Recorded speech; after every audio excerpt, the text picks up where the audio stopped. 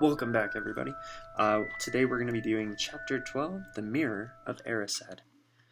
Christmas was coming. One morning in mid-December, Hogwarts woke to find itself covered in several feet of snow.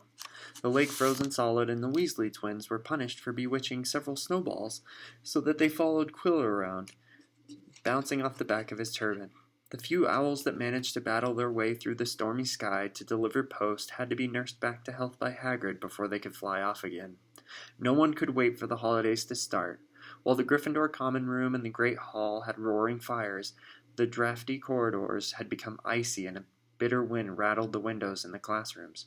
Worst of all were Professor Snape's classes down in the dungeons, where their breath rose in mist before them, and they kept as close as possible to their hot cauldrons. "I do feel so sorry," said Draco Malfoy once potions class, "for all those people who have to stay at Hogwarts for Christmas, because they're not wanted at home." He was looking over at Harry as he spoke. Crabbe and Goyle chuckled. Harry, who was measuring out powdered spine of lionfish, ignored them. Malfoy had been even more unpleasant than usual since the Quidditch match. Disgusted that Slytherin had lost, he had tried to get everyone laughing at how a wide-mouthed tree frog would be replacing Harry as Seeker next. Then he realized that nobody found this funny because they were all so impressed at the way Harry had managed to stay on his bucking broomstick. So Malfoy, jealous and angry, had gone back to taunting Harry about having no proper family. It was true Harry wasn't going back to Privet Drive for Christmas. Professor McGonagall had come around the week before, making the list of students who would be staying for the holidays, and Harry had signed up at once. He didn't feel sorry for himself at all. This would probably be the best Christmas he'd ever had. Ron and his brothers were staying too, because Mr. and Mrs. Weasley were going to Romania to visit Charlie. When they left the dungeons at the end of potions, they found a large fir tree blocking the corridor ahead. Two enormous feet sticking out at the bottom, and a loud puffing sound told them that Hagrid was behind it. "Hi, Hagrid. Want any help?" Ron asked, sticking his head through the branches. "Nah, I'm all right. Thanks, Ron." "Would you mind moving out of the way?" came Malfoy's cold drawl from behind them. "Are you trying to earn some extra money, Weasley? Hoping to be gamekeeper yourself when you leave Hogwarts, I suppose. That hut of Hagrid's must seem like a palace compared to your family." Ron dived at Malfoy as Snape came up the stairs. "Weasley!" Ron let go of the front of Malfoy's robes. "He was provoked, Professor Snape," said Hagrid, sticking his huge, hairy face out from behind the tree. "Malfoy was insulting his family." "Be that as it may, fighting is against Hogwarts rules, Hagrid," said Snape silkily. 5 points from Gryffindor, Weasley, and be grateful it isn't more. Move along now, all of you." Malfoy, Crabbe, and Goyle pushed roughly past the tree, scattering needles everywhere and smirking. "I'll get him," said Ron, grinding his teeth at Malfoy's back. "One of these days, I'll get him." "I hate them both," said Harry, Malfoy, and Snape. "Come on now, cheer up. It's nearly Christmas," said Hagrid. "Tell you what, come with me and see the Great Hall. Looks like a treat." So Harry, Ron, and Hermione followed Hagrid and his tree off to the Great Hall, where Professor McGonagall and Professor Flitwick were busy with the Christmas decorations. "Ah, Hagrid, the last tree. Put it in the far corner, would you?" The hall looked spectacular. Festoons of holly and mistletoe hung all around the walls, and no fewer than 12 towering Christmas trees stood around the room, some sparkling with tiny icicles, some glittering with hundreds of candles. "How many days you got left until your holidays?" Hagrid asked. "Just one," said Hermione. "And that reminds me, Harry and Ron, we've got half an hour before lunch. We should be in the library." "Oh yeah, you're right," said Ron, tearing his eyes away from Professor Flitwick, who had golden bubbles blossoming out of his wand, and was trailing them over the branches of the new tree. "The library?" said Hagrid, following them out of the hall. "Just before the holidays? Bit keen, aren't you?" "Oh, we're not working," Harry told him brightly. "Ever since you mentioned Nicholas Flamel, we've been trying to find out who he is." "You what?" Hagrid looked shocked. "Listen here, I've told you. Drop it. It's nothing to you what that dog's guarding." "We just want to know who Nicholas Flamel is, that's all," said Hermione. "Unless you'd like to tell us and save us the trouble," Harry added. "We must have been through hundreds of books already, and we can't find him anywhere. Just give us a hint. I know I've read his name somewhere." I'm saying nothing, said Hagrid flatly. Just have to find out ourselves then, said Ron, and they left Hagrid looking disgruntled and hurried off to the library. They had indeed been searching books for Flamel's name ever since Hagrid let it slip, because how else were they going to find out what Snape was trying to steal? The trouble was, it was very hard to know where to begin, not knowing what Flamel might have done to get himself into a book. He wasn't in great wizards of the 20th century or notable magical names of our time. He was missing, too, from important modern magical discoveries and a study of recent developments in wizardry. And then, of course, there was the sheer size of the library. Tens of thousands of books, thousands of shelves, hundreds of narrow rows. Hermione took out a list of subjects and titles she had decided to search while Ron strode off down a row of books and started pulling them off the shelves at random. Harry wandered over to the restricted section. He had been wondering for a while if Flamel wasn't somewhere in there. Unfortunately, you needed a specially signed note from one of the teachers to look in any of the restricted books, and he knew he'd never get one. There were books containing powerful dark magic never taught at Hogwarts, and only read by older students studying advanced defense against the dark arts. What are you looking for, boy? Nothing, said Harry. Madam Pince the librarian brandished a feather duster at him. You'd better get out then. Go on, out. Wishing he'd been a bit quicker at thinking up some story, Harry left the library. He, Ron, and Hermione had already agreed they'd better not ask Madam Pince where they could find Flamel. They were sure she'd be able to tell them, but they couldn't risk Snape hearing what they were up to. Harry waited outside the corridor to see if the other two had found anything, but he wasn't very hopeful. They had been looking for a fortnight, after all, but as they only had odd moments between lessons, it wasn't surprising they'd found nothing. What they really needed was a nice long search without Madam Pince breathing down their necks. 5 minutes later, Ron and Hermione joined them, shaking their heads. They went off to lunch. You will keep looking while I'm away, won't you? Said Hermione, and send me an owl if you find anything. And you could ask your parents if they know who Flamel is, said Ron. It'd be safe to ask them. Very safe, as they're both dentists, said Hermione. Once the holidays had started, Ron and Harry were having too good a time to think much about Flamel. They had the dormitory to themselves, and the common room was far emptier than usual, so they were able to get the good armchairs by the fire. They sat by the hour, eating anything they could spear on a toasting fork, bread, crumpets, marshmallows, and plotting ways of getting Malfoy expelled, which were fun to talk about even if they wouldn't work. Ron was also started teaching Harry wizard chess, which was exactly like Muggle chess, except the figures were alive, which made it a lot like directing troops in battle. Ron's set was very old and battered. Like everything else he owned, it had once belonged to someone else in the family, in this case, his grandfather. However, old chessmen weren't a drawback at all. Ron knew them so well he never had trouble getting them to do what he wanted. Harry played with chessmen Seamus Finnegan had lent him, and they didn't trust him at all. He wasn't a very good player yet, and they kept shouting different bits of advice at him, which was confusing.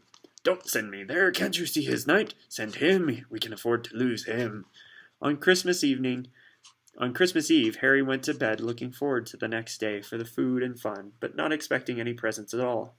When he woke early the next morning, however, the first thing he saw was a small pile of packages at the foot of his bed.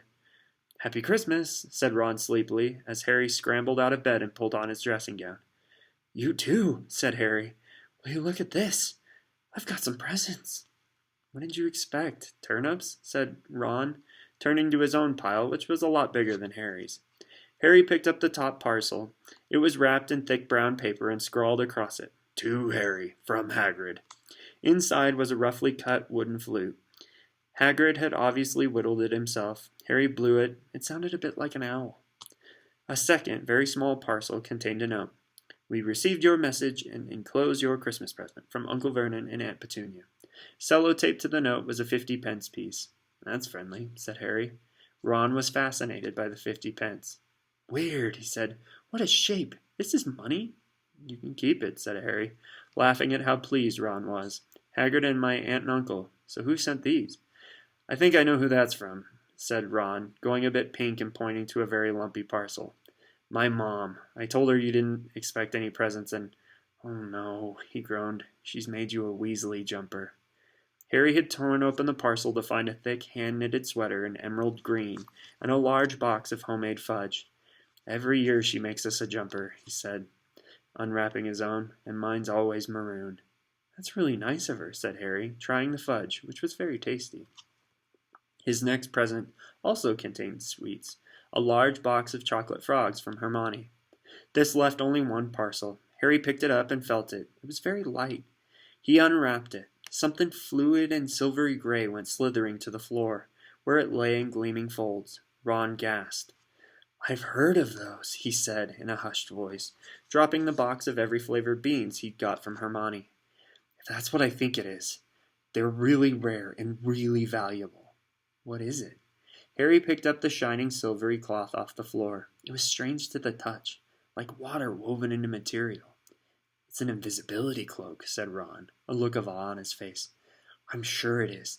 Try it on." Harry threw the cloak around his shoulders and Ron gave a yell. "It is! Look down!"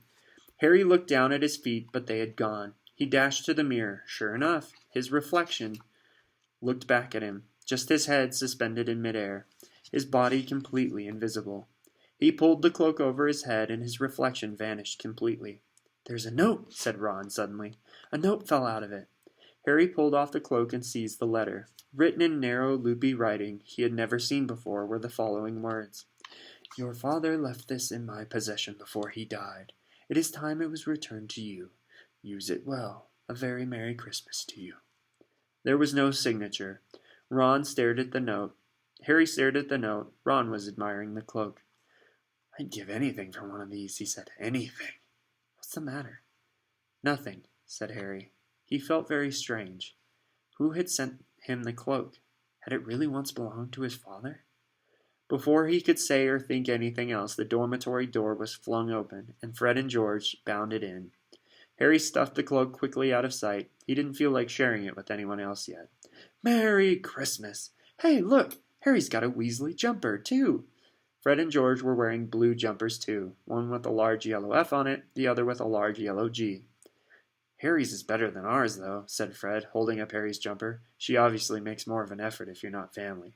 "Why aren't you wearing yours, Ron?" George demanded. "Come on, get it on. They're lovely and warm." "I hate maroon," Ron moaned half-heartedly as he pulled it over his head. "You haven't got a letter on yours," George observed. "I suppose she thinks you don't forget your name, but we're not stupid. We know we're called Gred and Forge." "What's all this noise?" Percy Weasley stuck his head through the door, looking disapproving. He had clearly come halfway through unwrapping his presents, as he too carried a lumpy jumper over his arm, which Fred seized. "P for prefect. Get it on, Percy. Come on, we're all wearing ours. Even Harry got one." "I don't want," said Percy thickly, as the twins forced the jumper over his head, knocking his glasses askew. "And you're not sitting with the prefects today either," said George. "Christmas is a time for family." They frog-marched Percy from the room, his arms pinned to his side by his jumper. Harry had never in all of his life had such a Christmas dinner. 100 fat roast turkeys, mountains of roast and boiled potatoes, platters of fat chipolatas, tureens of buttered peas, silver boats of thick, rich gravy and cranberry sauce, and stacks of wizard crackers every few feet along the table.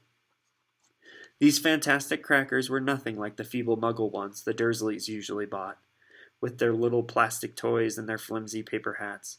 Harry pulled a wizard cracker with Fred, and it didn't bang. It went off like a blast, like a cannon, and engulfed them all in a cloud of blue smoke, while from inside exploded a real admiral's hat and several live white mice. Up on the high table, Dumbledore had swapped his pointed wizard hat for a flowered bonnet, and was chuckling merrily at a joke Professor Flitwick had just read him. Flaming Christmas puddings followed the turkey. Percy nearly broke his teeth on a silver sickle embedded in his slice.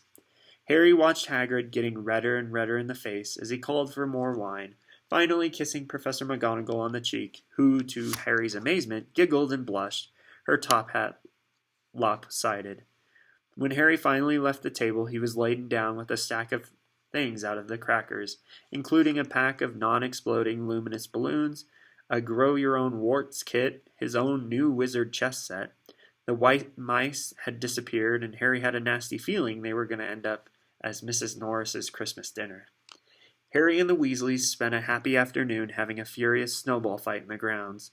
Then, cold, wet, and gasping for breath, they returned to the fire in the Gryffindor common room, where Harry broke in his new chess set by losing spectacularly to Ron. He suspected he wouldn't have lost so badly if Percy hadn't tried to help him so much. After a tea of turkey sandwiches, crumpets, trifle, and Christmas cake, everyone felt too full and sleepy to do much before bed, except sit and watch Percy chase Fred and George all over Gryffindor Tower because they'd stolen his prefect badge. It had been Harry's best Christmas day ever. Yet something had been nagging at the back of his mind all day.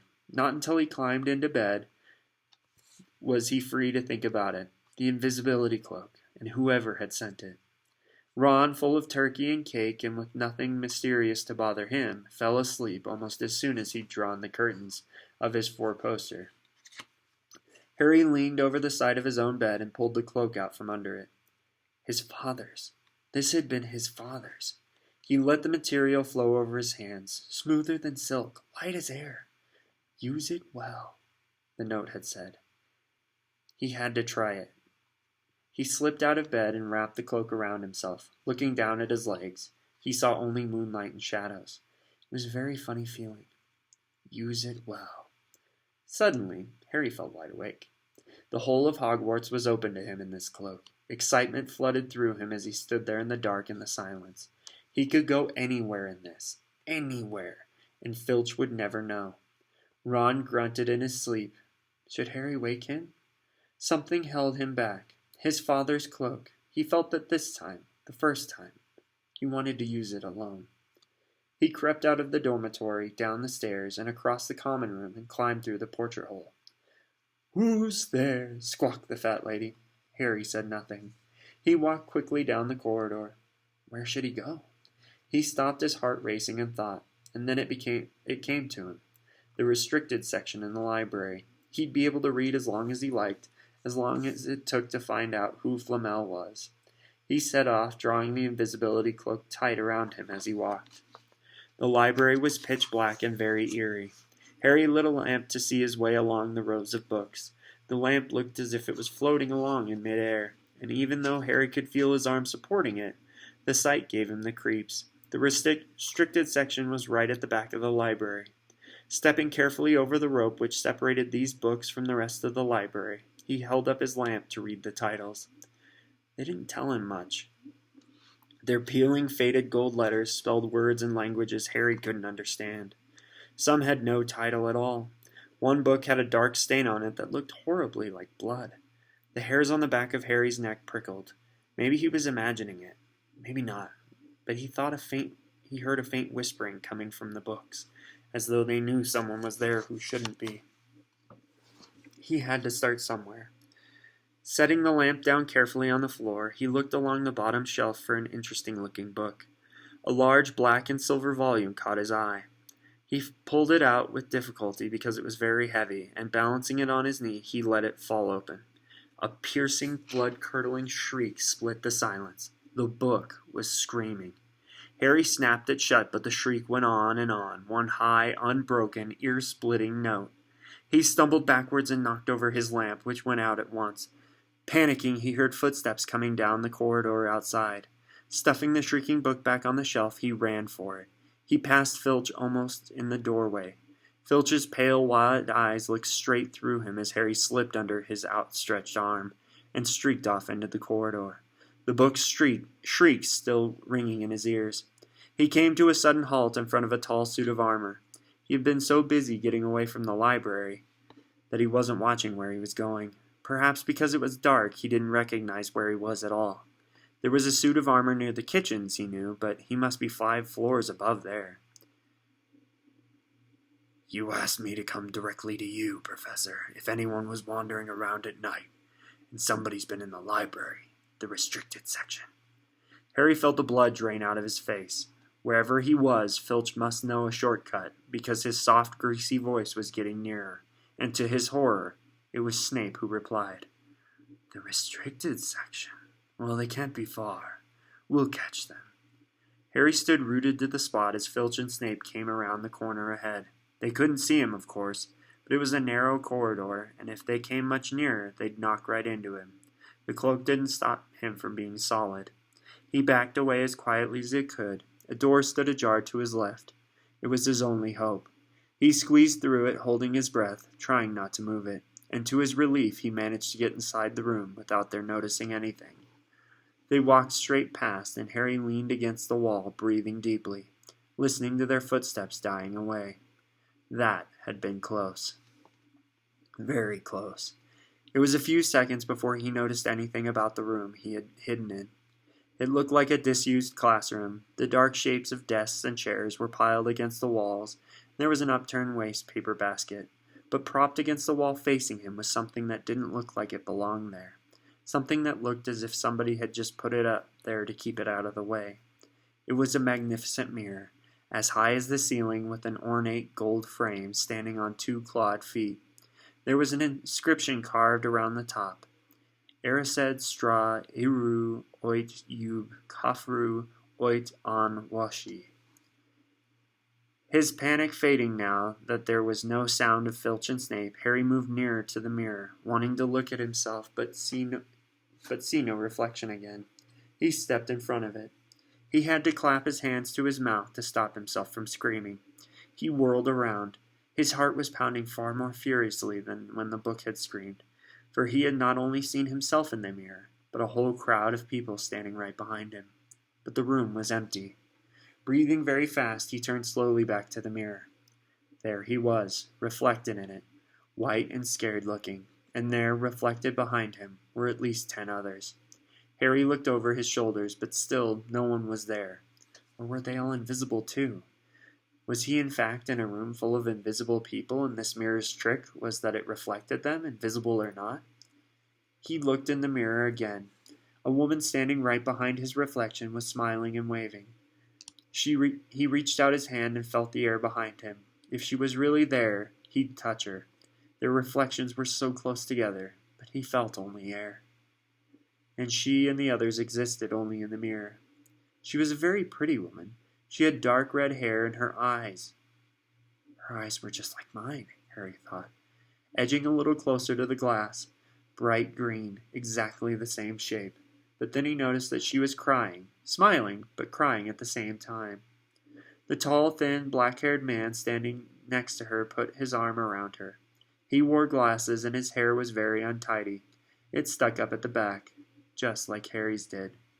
Harry was so close to the mirror now that his nose was nearly touching that of his reflection. "Mom," he whispered. "Dad?" They had just looked at him, smiling.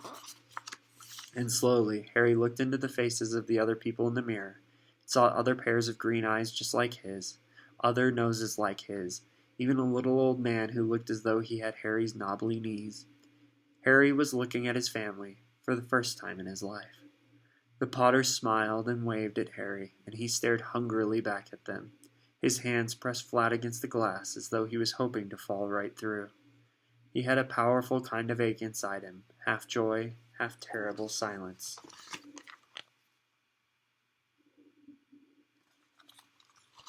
How long he stood there, he didn't know. The reflections did not fade as he looked, and he looked until a distant noise brought him back to his senses. He couldn't stay here. He had to find his way back to bed. He tore his eyes away from his mother's face and whispered, "I'll come back," and hurried from the room. "You could have woken me up," Ron said crossly. "You can come tonight. I'm going back. I want to show you the mirror." "I'd like to see your mom and dad," Ron said eagerly. "And I want to see all of your family, all the Weasleys. You'll be able to show me your other brothers and everyone." "You can see them any old time," said Ron. "Just come around my house this summer. Anyway, maybe it shows dead people. Shame about not finding Flamel, though. Have some bacon or something. Why aren't you eating anything?" Harry couldn't eat. He had seen his parents and would be seeing them again tonight. He had almost forgotten about Flamel. It didn't seem very important anymore. Who cared about what the three-headed dog was guarding? What did it matter if Snape stole it, really? "Are you all right?" said Ron. "You look odd." What Harry feared most was that he might not be able to find the mirror room again. With Ron covered in the cloak too, they had to walk much more slowly the next night. They tried retracing Harry's route from the library, wandering around the dark passages for nearly an hour. "I'm freezing," said Ron. "Let's forget about it and go back." "No!" Harry hissed. "I know it's here somewhere." They passed the ghost of a tall witch gliding in the opposite direction, but saw no one else. Just as Ron started moaning that his feet were dead with cold, Harry spotted the suit of armor. "It's here! Just here! Yes!" They pushed the door open. Harry dropped the cloak from around his shoulders and ran to the mirror. There they were. His mother and father beamed at the sight of him. "See," Harry whispered. "I can't see anything." Look at them all. There are loads of them. I can only see you. Look at it properly. Go on, stand where I am." Harry stepped aside, but with Ron in front of the mirror, he couldn't see his family anymore. Just Ron in his paisley pajamas. Ron, though, was staring transfixed at his image. "Look at me," he said. "Can you see all of your family standing around you?" "No, I'm alone, but I'm different. I look older, and I'm head boy." "What?" "I am. I'm wearing the badge like Bill used to, and I'm holding the house cup and the Quidditch cup. I'm Quidditch captain, too." Ron tore his eyes away from this splendid sight to look excitedly at Harry. "Do you think this mirror shows the future?" "How can it? All of my family are dead. Let me have another look. You had it all to yourself all last night. Give me a bit more time." "You're only holding the Quidditch cup. What's interesting about that? I want to see my parents." "Don't push me." A sudden noise outside the corridor put an end to their discussion. They hadn't realized how loudly they'd been talking. "Quick!" Ron threw the cloak back over them as the luminous eyes of Mrs. Norris came around the door. Ron and Harry stood quite still, both thinking the same thing. Did the cloak work on cats? After what seemed like an age, she turned and left. "This isn't safe.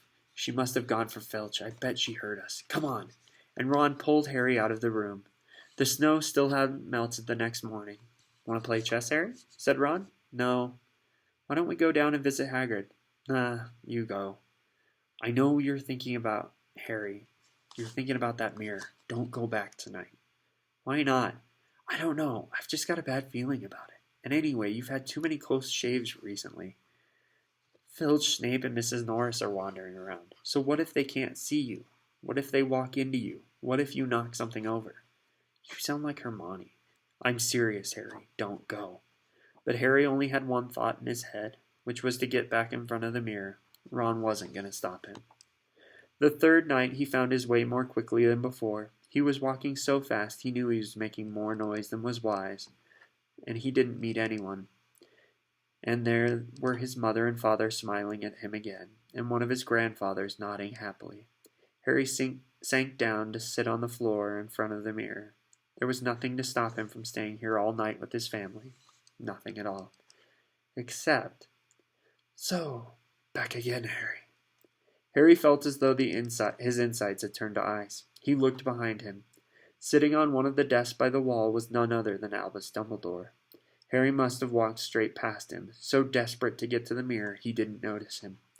I didn't see you, sir." "Strange how short-sighted being invisible can make you," said Dumbledore, and Harry was relieved to see that he was smiling. Here's Harry talking with Dumbledore. "So," said Dumbledore, slipping off the desk to sit on the floor with Harry, "you, like hundreds before you, have discovered the delights of the Mirror of Erised." "I didn't know what it was called, sir." "But I expect you've realized by now what it does. It shows me my family. And it showed your friend Ron himself as head boy. How did you know?" "I don't need a cloak to become invisible," said Dumbledore gently. "Now, can you think about what the Mirror of Erised shows us all?" Harry shook his head. "Let me explain. The happiest man on earth would be able to use the Mirror of Erised like a normal mirror. That is, he would look into it and see himself exactly as he is. Does that help?" Harry thought. Then he said slowly, "It shows us what we want. Whatever we want." "Yes and no," said Dumbledore quietly. "It shows us nothing more or less than the deepest, most desperate desire of our hearts.